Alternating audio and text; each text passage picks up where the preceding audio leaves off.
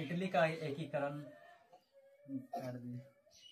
मैं राहुल कुमार आप लोगों को इटली का एकीकरण और इटली का एकीकरण में किस प्रकार से संघर्ष किया और इटली का एकीकरण हुआ वो सब आज मैं आपको सबको बतलाऊंगा।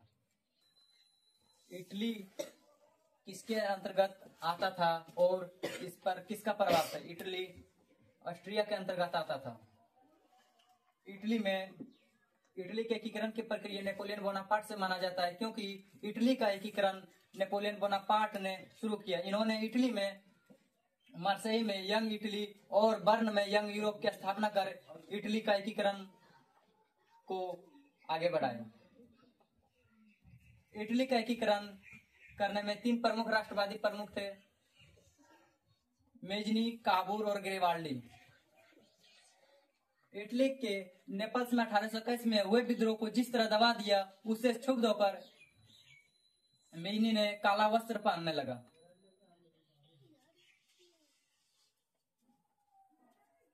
मेजनी ने गणतंत्रवाद के प्रचार के लिए उन्होंने 1830 में मार्सेई में यंग इटली और तथा बर्न में यंग यूरोप का स्थापना किया और राष्ट्रवादी को बढ़ावा दिया। मेजनी ने जनता जनार्दन और इटली का नारा दिया। मेजनी इटली के एकीकरण के लिए इटली का मसीहा कहा गया। काउंट काबूर का जन्म 1810 ईस्वी में हुआ। काउंट काबूर का मानना था कि इटली का एकीकरण आर्थिक उन्नति एवं सैनिकों से नहीं बल्कि विदेशों की सैनिकों की सहायता लेके इटली का एकीकरण करना जरूरी है। वह इटली के एकीकरण के लिए कूटनीति के नाम से जाना गया। ग्रेवाल्डी राष्ट्रवादी से प्रेरित होकर कार्बोनारी संस्था अपना लिया। एकीकरण की प्रक्रिया में ग्रेवाल्डी ने अनेक युद्ध किया। काबूर ने जहां अपनी कूटनीतिज्ञ की सहायता से इटली का एकीकरण को संभव किया, वहीं ग्रेवाल्डी ने अपनी तलवार के द्वारा इटली का एकीकरण को संभव किया। लाला लाजपत राय ने इटली के एकीकरण से ग्रेवाल्डी को देखकर और इससे प्रेरित होकर ग्रेवाल्डी की जीवनी लिखी। इटली का एकीकरण प्रथम चरण काबूर ने पूरा किया अपनी राजनीतिज्ञ से, और इटली का एकीकरण का द्वितीय चरण ग्रेवाल्डी ने पूरा किया अपनी तलवार से। इटली का तीसरा और अंतिम चरण विक्टर एमनुएल ने संभाला।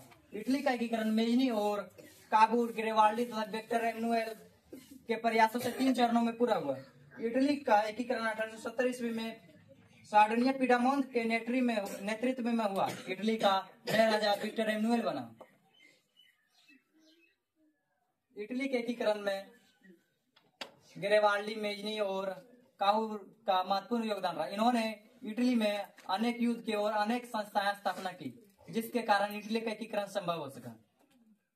और इटली का एकीकरण सार्डिनिया पीडामोंट के नेतृत्व में चाहता था, और 1870 में इटली का एकीकरण 1870 में सार्डिनिया पीडामोंट के नेतृत्व में इटली का एकीकरण पूरा हुआ।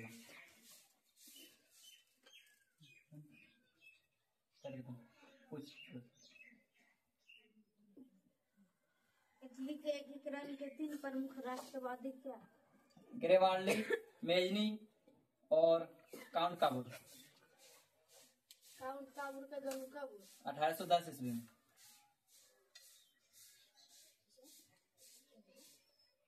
ग्रेवाल्डी का मृत्यु कब हुआ? 1872 ईस्वी में।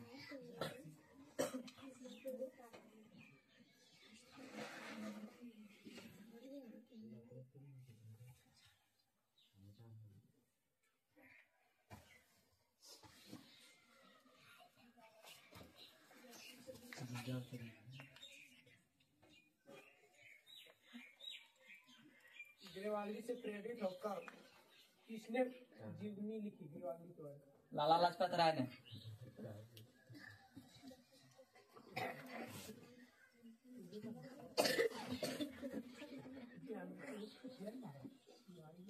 मेजनी ने गणतंत्रवाद के प्रचार के लिए क्या किया?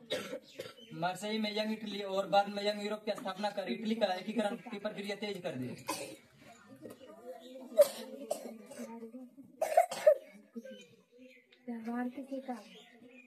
इटली के एकीकरण में ग्रेवाल्डी को तलवार कहा गया। मसीहा।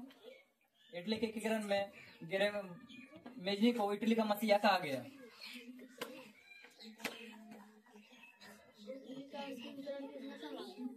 इटली का अंतिम चरण विक्टर एमनुएल ने संभाला, क्योंकि इटली का जिस समय इटली का अंतिम चरण हो रहा था उस समय मेजनी और काउंट काबूर राजनीतिक ज्ञान से अलग हो चुके थे। इटली के नए राजा कौन था? इटली के नए राजा विक्टर एमनुएल ने बना 1870 ईस्वी में।